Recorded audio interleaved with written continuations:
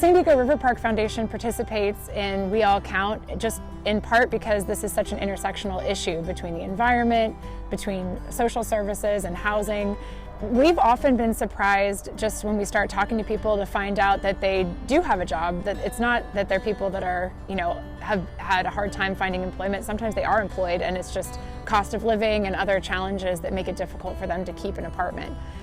So I'm often surprised by people that are, getting their dress shirt on to go to work from a tent under a freeway. So it's definitely something where the more you listen, the more you find ways that you can relate. Well, most recently when we did the census, I was out in the Santee area near the riverbed, and it was really cool. One of the gentlemen I spoke to, there were two tents together, and he came out from his tent, and he was in his 30s. When I asked him, is there anybody else in the other tent, because I assumed there was, he said yes, and I said, can that gentleman come out and speak? And he said, well, no, he goes, he's got Alzheimer's.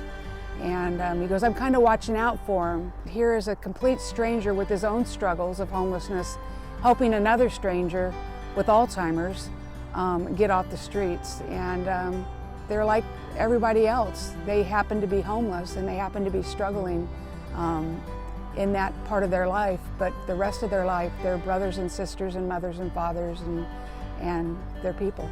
When we meet people down in the riverbed, a lot of them are doing the best they can with what they have. And I think if we can influence what access they have to resources, I think there's a lot of potential for people to take advantage of those resources if they're the right resources at the right time. And we hope that every time we see an inactive encampment, it's because somebody has been connected with housing.